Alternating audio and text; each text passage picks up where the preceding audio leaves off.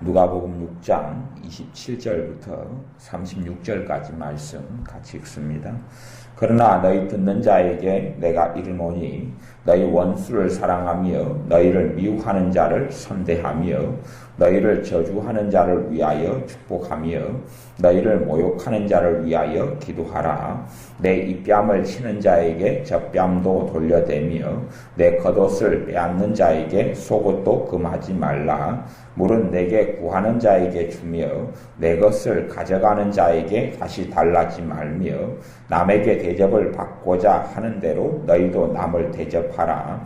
너희가 만일 너희를 사랑하는 자를 사랑하면 칭찬받을 것이 무엇이뇨? 죄인들도 사랑하는 자를 사랑하느니라. 너희가 만일 선대하는 자를 선대하면 칭찬받을 것이 무엇이뇨? 죄인들도 이렇게 하느니라. 너희가 받기를 바라고 사람들에게 빌리면 칭찬받을 것이 무엇이뇨? 죄인들도 의수히 받고자 하여 죄인에게 빌리느니라. 오직 너희는 원수를 사랑하고 선대하며 아무것도 바라지 말고 빌리라. 그리하면 너희 상이 클 것이요 또 지극히 높으신 이의 아들이 되리니 그는 은혜를 모르는 자와 악한 자에게도 인자로우시니라. 너희 아버지의 자비하심 같이 너희도 자비하라. 아멘. 너희 듣는 자에게 내가 이르노니 너희 원수를 사랑하며 너희를 미워하는 자를 선대하며 너희를 저주하는 자를 위하여 축복하며 너희를 모욕하는 자를 위하여 기도하라. 누가복음 6장 27절에서 36절까지의 말씀은 요약하면 원수를 사랑해라 하는 말씀입니다. 또 마지막 36절에도 요약하면 너희 아버지의 자비하심과 같이 너희도 자비하라. 원수를 사랑해라 하는 말씀으로 주님께서 말씀하시면서 구체적인 일들과 구체적인 상황들을 가지고 말씀합니다. 하나님의 자녀의 삶 또한 주님을 따르는 주님의 제자의 삶의 특징이 사랑이다. 한데 어떤 사랑이냐? 원수까지도 사랑하는 사랑이다. 여기에 말씀의 핵심, 반복되는 것은 원수라는 단어입니다. 원수라는 단어. 이것이 주님께서 우리에게 원하시는 사랑의 기대치, 주님께서 우리에게 요구하시는 사랑의 대상, 최소한의 사랑의 대상, 때로는 주님께서 우리에게 원하시는 사랑을 확인하고자 하는, 너가 진짜 사랑하면서 살고 있느냐? 주님의 말씀대로 주님처럼 사랑하면서 살고 있느냐라고 확인하실 때에 우리가 원수에 대해서 어떻게 행하느냐 하는 것에 대한 말씀을 하신다 볼 수 있고, 원수에 대해서 나의 친구, 나의 편, 내 가족, 내 자녀에게 어떻게 하는 것이 아니라 원수에 대해서 어떻게 하느냐 하는 것을 하나님께서 보시며 주님께서 요구하시는 것입니다. 원수를 사랑하며 너희 미워하는 자를 선대하며, 선대한다는 이야기는 원수는 어떤 사람이 원수냐? 다소간의 정의를 내린다면 너희를 미워하는 자, 이것이 원수의 다소간의 지금 누가복음 6장 27절에서 이야기하는 정의 가운데 하나다. 개념 가운데 하나다. 이렇게 볼 수 있겠죠. 나를 미워하는 사람을 어떻게 하는 게 원수를 사랑하는 것이냐? 선대하는 것. 선대는 잘 대해주고 호의를 베푸는 것을 선대라고 이야기합니다. 저 사람은 나를 미워하는데 나는 웃는 낯은 위선적인 것 말고 진실하게, 저 사람은 나를 미워하는데 나는 좋게 해주고, 저 사람은 나를 해코지하는데 내가 좋게 해주고 하는 것을 주님께서 요구합니다. 또한 너희를 저주하는 자를 위하여, 이 저주하는 자도 좀 원수에 들어가는 종류겠죠. 우리의 원수가 누구냐? 미워하는 자도 원수고 우리를 저주하는 자도 원수인데, 이 저주하는 자를 축복해주라. 저주하는 자를 축복해주라. 너희를 모욕하는 자도 원수지요. 모욕하는 자는 나를 수치스럽게 하는 사람입니다. 이런 사람을 위하여 기도하라. 축복해주는 기도도 있죠. 그리고 위하여란 말은 그 사람을 위해서 중보기도 하라는 이야기죠. 저 사람이 하나님의 도우심을 받도록, 하나님의 은혜를 받도록 나아가서 저 사람이 구원을 받도록 위하여 기도하는 것이죠. 어떤 내용을 위하여인지 몰라도 위하여라는 것은 누구를 수식하냐 하면 너희를 모욕하는 자를 위하여 그 말이죠. 나를 위하여 이런 모욕하는 자에 대해서 기도하는 게 아니라 모욕하는 자를 위한 기도죠. 내 중심의 기도가 아니라 모욕하는 자 중심의 기도를 이야기합니다. 또한 원수가 어떤 원수도 있냐 하면 29절에 보면 내 뺨을 치는 자에게 젖뺨도 돌려대며 내 겉옷을 빼앗는 자에게 속옷도 금하지 말라. 실제로 주님께서 지금 어떤 극단적인 상황을 가지고 이야기하시는 것입니다. 그러지 나를 어떤 고의적으로 악한 자가 내 입뺨을 치는데 젖뺨도 돌려대는 상황을 이야기하기는 사실 어렵다 하는 것을 알 수 있습니다. 어떤 사람이 내게 폭행을 하는데 이유 없이 폭행을 하는데 내가 그 폭행을 계속 받아준다면 그것은 사실은 그를 사랑하는 것이 아니게 되어집니다. 사랑하는 게 아니라 그의 영혼을 미워하는 게 되겠지요. 저 사람이 내 집에 와서 도둑질을 하고 도적질을 하는데 내가 이것을 허용하고 놔둔다면 나는 그 사람의 영혼을 미워하는 것이 될 것입니다. 그래서 그런 의미에서 우리가 29절의 말씀 내 입뺨을 치는 자에게 젖뺨도 돌려대며 내 겉옷을 빼앗는 자에게 속옷도 금하지 말라는 말씀에 대한 정확한 이해와 깊은 이해를 잘 해야 될 것입니다. 이 말씀을 극단적으로 해석해서 국가의 윤리다 이렇게 해석해서는 절대 안 됩니다. 국가의 윤리다 그러면 공산당이 이 대한민국 땅을 원하니까 다 줘버려야 된다. 우리의 자식의 목숨, 형제의 목숨, 신앙생활의 자유까지 원하는 대로 다 빼앗아버려야 된다. 라고 말한다면 얼마나 가당치 않겠습니까? 하나님께서 내게 청지기로 어떤 물건과 재물을 주셨는데 도저히 내가 맡고 있는 청지기적 사명을 넘어서서 내 것을 빼앗아고 강탈해 간다면 내가 이걸 허락하고 허용한다면 이것은 내가 하나님 앞에서 사람의 학대와 이끌림을 받는 어리석은 자가 되고 말 것입니다. 우리 주님께서 그래서 사람들이 원하는 대로 주님께서는 살아가지 않으셨습니다. 주님께서 사람들이 원하는 대로 왕으로 삼으려 할 때에 주님께서는 찬성하지 않으셨습니다. 또한 그들이 배불러서 기적을 보고 메시아를 만나러 오는 것이 아니라 구원자 대신 주님께 나오는 게 아니라 떡을 주고 빵을 주고 배부르게 하는 그러한 이 땅에 있어서 그러한 자신들을 도와주고 보호해줄 그런 분으로 주님을 삼고자 나왔을 때에 주님께서 거절하셨습니다. 또한 형이 재산, 유산, 아버지 유산을 가져가는 것에 대해서 재판해달라고 나오셨을 때 재판 좀 해주십시오. 그럴 때에 주님께서 아니다. 나는 그러한 자로 부르심받지 않았다. 거부했습니다.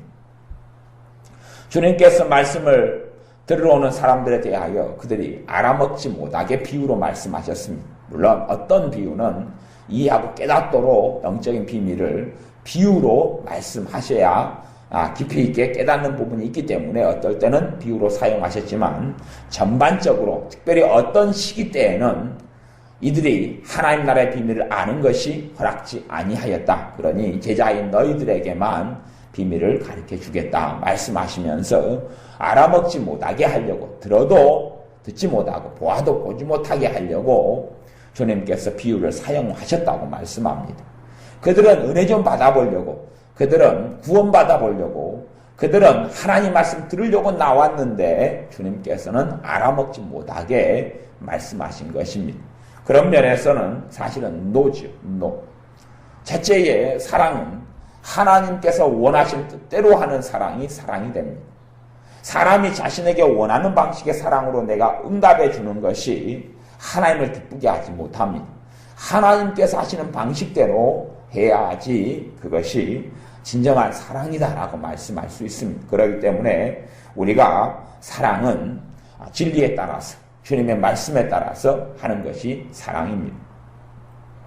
어느 성에 너희가 복음을 전하러 들어가거든 그 성에 유할 때에 복음을 전하고 그들이 복음을 거부하고 하면 너희가 그 성에서 나와서 그곳에서 먼지까지도 털어버리라 라고 말씀했습니다. 그리고 사도 바울 또 주님의 제자들도 그에 순종해서 먼지까지 떨어버렸던 것을 우리는 사도행전에서도 보고 성경에서도 확인합니다. 이것이 이들이 이 뺨을 치는 자에게 저 뺨을 돌려댄다 하는 액면 그대로 실천은 아닌 것을 봅니다. 그러면 이 말씀이 무슨 말씀이냐? 우리가 문맥의 흐름을 결코 흐리지 않으면 이해할 수 있습니다. 심지어 이런 극단적인 상황이 벌어진다 할지라도 우리가 동기와 목적이 원수를 사랑하는 것이 돼야 된다 하는 이야기입니다.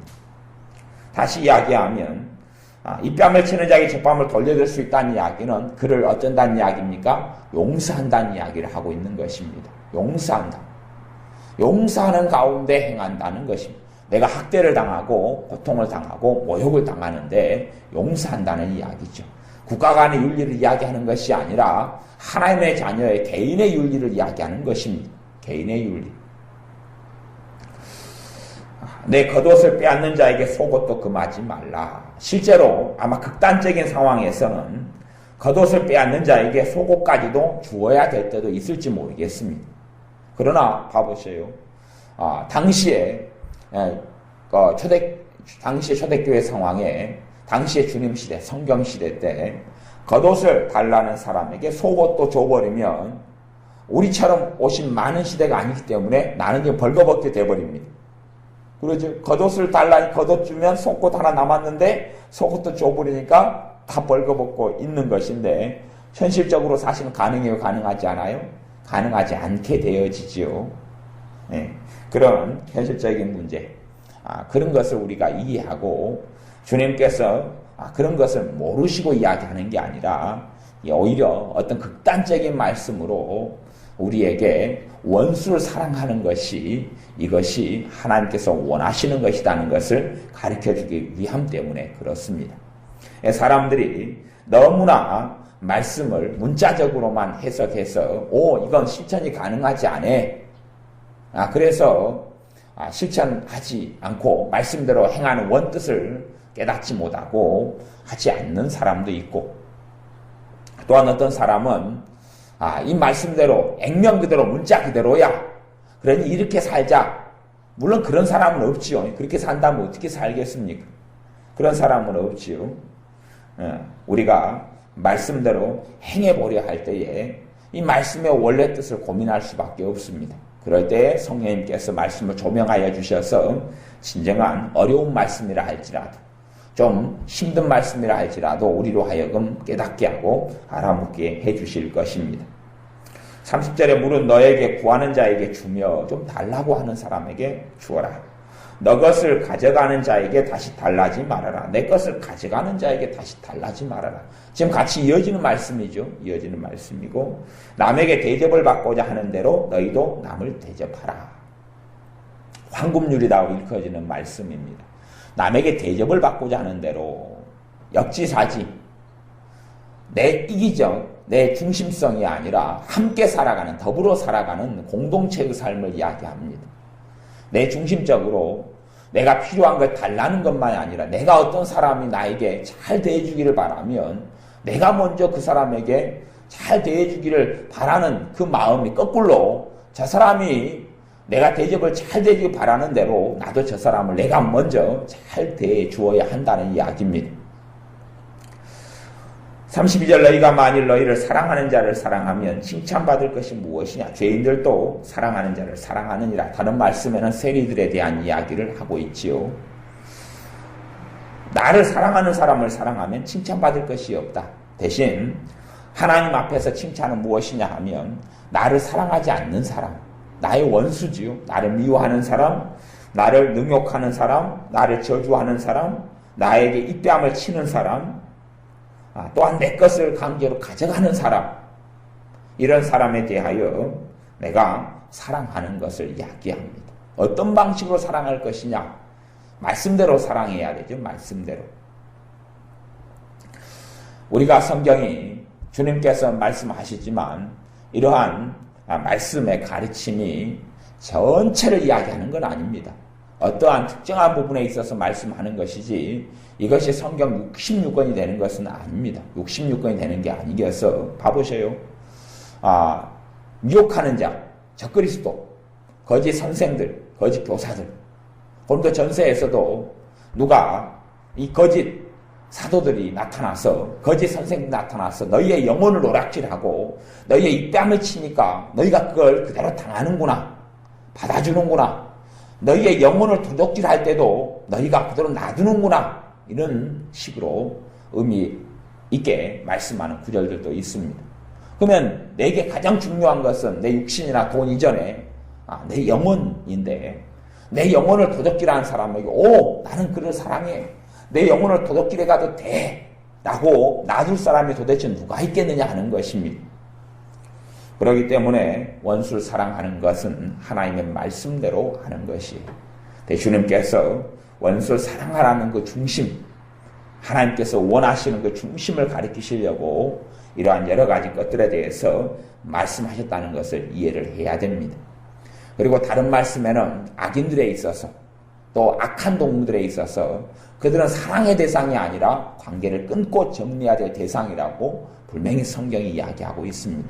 복음을 전해야 될 대상이긴 하지만 함께 관계를 맺고 함께 먹고 함께 마시고가 원치 않고 하나님의 미워하시는 자와 동행하며 하나님의 미워하시는 자와 가까이 하며 하나님의 미워하시는 자를 위하는 그럴 때에 하나님께서 기뻐하시겠느냐? 하나님의 그로 말미암아 하나님의 진노가 임한다 하는 말씀이 있는 것처럼 우리가 성경을 한 부분 가지고 극단성으로 해석하게 될 때에 오히려 하나님의 말씀의 본 의미를 왜곡하게 되는 일들이 많은 것을 알아야 합니다.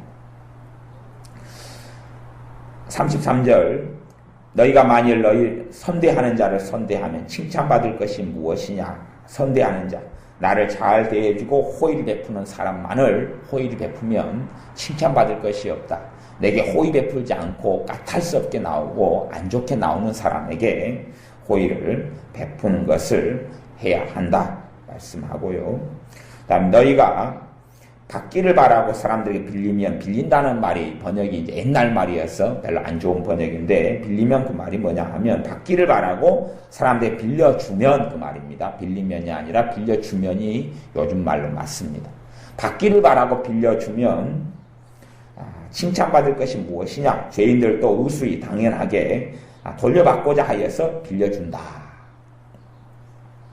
우리가 사실 빌려준다 할 때도 요즘 세상에는 빌려주는데도 큰 마음이 필요합니다. 큰 마음이 필요하고 그렇습니다. 근데 사람 누가 빌려달라 그럴 때 다 줘버리고 말면 어떻게 도대체 되겠습니까? 그러지요? 줘버리고 말면 어떻게 살겠습니까? 집을 좀 달라, 빌려달라, 그럼 집을 줘버려, 가져라. 그럼 나는 어떻게 사냔 말이지요. 그렇기 때문에 이런 말씀에 있어서 도대체 어떻게 이 말씀을 순종하고 살아가야 하느냐? 주님, 이렇게 말씀하셨는데 내가 어떻게 이 말씀을 순종하고 살아가야 하겠습니까? 하는 데는 깊은 주의가 필요하고 지혜가 요구됩니다. 너희는 뱀처럼 지혜롭고 비둘기처럼 순결하라 말씀하신 지혜가 필요합니다. 이런 식의 말씀만 몇 개 이용해서 불신자들이 신자들을 공격하는 데 많이 사용하고 신자들을 도둑질하는 데 많이 사용하고 이용하는 데 많이 사용합니다. 또 마귀가 이런 특정한 말씀들만 가지고 신자들을 이용하고 오히려 양심을 고통스럽게 하고 괴롭게 하는데 많이 사용합니다.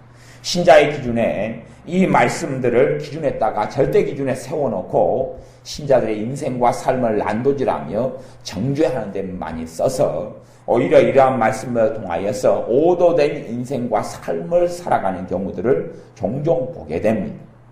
극단적으로 성경을 잘못 해석해버리면, 그렇기 때문에 성경은 해석의 문제가 중요하다라고 말할 수 있습니다. 이 말씀이 문자적으로 어떻게 되느냐 문제가 아니라 어떻게 문자적인데 어떨 때는 문자적으로 봐야 되고 어떨 때는 여기 말씀의 가운데 주님께서 중심으로 전달하고자 어떻게 말씀하셨느냐 하는 것이 되겠지요. 너희가 죄를 짓거든 눈으로 범죄하고 눈알을 뽑아버려라 말씀하셨다 해서 눈알을 뽑아버린다면 그게 가능하지 않지요. 다리를 잘라버리라 했을 때 짤을 잘라버린다면 어떻게 되겠습니까? 짤을 결단력도 누구에게 도대체 있단 말입니다. 톱으로 자기 다리를 썰 수 있는 사람이 누가 있고 도끼로 자기 다리를 찍을 수 있는 사람이 어디가 있단 말입니까? 가능하지 않지요. 병원에 가서 내 다리를 좀 썰어주십시오 한다 해서 병원에 의사가 해주겠습니까? 누가 도대체 해주겠습니까? 전혀 가능하지 않은 이야기지요. 주님께서 말씀하신 원래의 의미와 뜻 그것은 앞뒤로 나와 있습니다. 자비해라, 사랑해라, 원수까지도 사랑해라 하는 말씀입니다. 하지만 모든 원수가 또한 사랑의 대상이 되는 건 아닙니다. 어떠한 원수, 일반적인 원수들이죠. 하지만 하나님의 원수까지도 사랑의 대상이 되는 건 아닙니다. 악인들까지도 사랑의 대상이 되는 건 아닙니다. 악인들에게 사랑의 대상 기껏해야 복음을 전하는 것 정도가 사랑의 아마 마지막 정도가 될 수도 있습니다. 그러지 그들의 원하는 대로, 그들의 씀씀이대로, 그들의 욕구대로, 그들의 욕망대로 봐보세요. 악인이 어떤 악인이 남자가 있다고 쳐요. 근데 이 남자가 아가씨, 믿음 좋은 아가씨가 있는데 이 악인은 유부남입니다. 가정도 있습니다. 근데 이 여자, 젊은 여자가 신앙 좋은 여자를 가지고 싶어요. 그래서 니나 차봐자. 니나 이리와 니는 내 거 하자. 그러니까 이 여자가 자기를 줘버린다면 하나님이 기뻐하시겠습니까? 전혀 그렇지 않죠. 그런 가당치 않은 해석을 할 수가 없는데 우리는 성경을 그런 가당치 않은 해석으로 끌고 가려 하는 경향이 있고 이것이 미혹의 영이 역사하면 꼭 그런 식으로 성경이 해석되고 그런 식으로 끌려가서 이런 말씀의 잘못된 해석을 가지고 마귀가 그 사람의 마음과 생각을 장악하게 되는 경우가 많습니다. 그래서 성경을 볼 때도 한 구절, 한 장, 어떠한 절에 집중하기보다 성경을 첫째는 숲을 먼저 보는 것이 중요합니다. 전체를 같이 보면서 이 말씀이 있으면 우리가 이와 다른 말씀, 주님이 한쪽 뺨을 맞았는데 다른 뺨을 재판장에서 돌려대셨는가? 돌려대지 않았네. 사도 바울이 그렇게 했는가? 아니네. 그렇게 맞고 난 다음에 나중에는 오히려 너희들이 와서 사과하지 않으면 안 나가겠다. 나는 로마 사람이다. 라고 로마인의 권리를 사용했던 부분들, 이러한 여러 가지들을 확인하면서 성령 충만한 하나님의 사람들이 또 주님께서 거부하고 사셨네. 어쩔 때 그러면 정말 사랑하는 거지? 어떨 때 정말 사랑하는 걸까? 하는 것을 우리가 생각해보며 다른 말씀들로 정확하게 주님께서 말씀하신 핵심을 짚도록 해야 합니다. 35절 너희는 오직 너희는 원수를 사랑하고 선대하며 아무것도 바라지 말고 빌려주라 그리하면 너희 상이 클 것이요 또 지극히 높으신 이 아들이 저리니 그는 은혜를 모르는 자와 악한 자에게도 인자로우시니라. 심지어는 이제 악인조차도 사랑의 대상이 되는데 악인을 사랑할 때는 무척이나 지혜가 필요합니다. 지혜가 필요해요. 우리 교회도 지난번에 그런 일이 있었잖아요. 돈을 원하고 교회를 이용하기 위해서 들어왔던 남자 3명이 있었지요. 그 사람들이 교회에 있으면서 그들로 인하여 단지 믿는다 하는 명분을 이용해서 얼마나 헌금들을 많이 갈취해가고 또 같이 갔는지요. 그래서 끊임없이 와서 돈을 달라 해서 사람들을 끊었지 않습니까? 그런 것처럼 이런 사람들이 달라 했을 때에 어찌 하나님의 돈, 하나님의 헌금을 함부로 주고 또한 이들이 원하는 대로 그러면 교회의 모든 것을 뺏기지 않겠습니까? 이들은 자기들이 노름하고 또 술 마시고 노는 대로 쓰지 않겠습니까? 전에 한 술꾼이 와서 강경화 들여서 와서 돈을 좀 달라 그래서 그때 돈을 좀 몇십만 원을 챙겨줬죠. 제 기억에는 20만 원인 것 같아요. 챙겨준 것 같아요. 20만 원, 10만 원, 20만 원 챙겨준 것 같은데 하나님께서 그 뒤에 그것을 안 기뻐하는 거예요. 기도할 때. 기뻐하시지 않아요. 그러니까 달라는 걸 줬는데 하나님 안 기뻐하셔요. 다음에도 그것을 길거리에서 보다 보니까 술 다 마시고 그 돈으로 치료한다고 돈이 필요하다고 하면서 그 다음에 또 돈 받으러 왔잖아요. 그런 식으로 인생을 사는데 그러한 사람에게 하나님께서 얼마까지 주게 하시느냐, 어떻게 주게 하시느냐, 그래서 이런 것들에 대한 답이 없는 거예요. 성령님의 인도를 받아야 돼요. 인도를 받아. 대신에 우리의 중심에서 그 사람을 판단하기보다 그 사람의 영혼을 위하여 기도하고 그 사람을 사랑하려는 중심의 자세를 가지고 있을 때에 성령님의 정확한 인도를 받을 수 있다 하는 것입니다. 하나님의 지혜를 그 원수를 사랑하는 정신과 마음 자세를 가지고 있을 때에 하나님의 인도를, 성령님의 인도하심을 받을 수 있지, 내가 사람 자체를 미워하고 싫어하고 더럽다 하여 천하다 하여 멸시하고 그럴 때는 하나님께서 기뻐하지 않고 하나님께서 인도하실 수가 없다 하는 것입니다. 그러나 우리가 중심 가운데 사람을 인간적인 눈으로 판단하지 아니하고 때론 불쌍하다 하여서 인간적으로 연민할 때도 잘못 오도되지만 우리가 정확하게 주님의 사랑으로, 균형 잡힌 주님의 사랑으로 사람을 보고 그리고 다루며 주님의 지혜를 구하고 인도하심을 구할 때에 우리가 하나님의 방식으로 하나님의 원하는 뜻대로 사랑할 수 있게 될 것입니다. 우리는 성경 66권을 통하여 하나님의 행하심을 배워야 합니다. 하나님의 행하심을 배워야 합니다. 왜냐하면 우리는 사랑이 아니고 하나님이 사랑이시기 때문에 그렇습니다. 사랑이신 하나님께서 어떻게 행하셨는가를 우리도 보고 하나님을 본받는 자가 되고 주님을 본받는 자가 되어야 됩니다. 주님을 본받는 자가 되는 것이, 주님께서 어떻게 행하셨느냐, 그래서 우리가 주님께서 가르치신 말씀들을 그래도 어느 정도까지 정확하게 해석을 하려면 주님께서 공생의 생애 동안에 어떻게 사셨느냐, 어떻게 사시고 어떻게 말씀하시고 어떻게 행하시고 사셨느냐하고 연결시켜 볼 때에 말씀을 그래도 크게 왜곡 없이 곡해 없이 바르게 해석할 수 있다라고 말씀할 수 있습니다. 구체적인 사항들은 꽤 어렵고 꽤 난해한 부분이 있지만 핵심은 난해하지 않습니다. 원수를 사랑해야 되겠구나.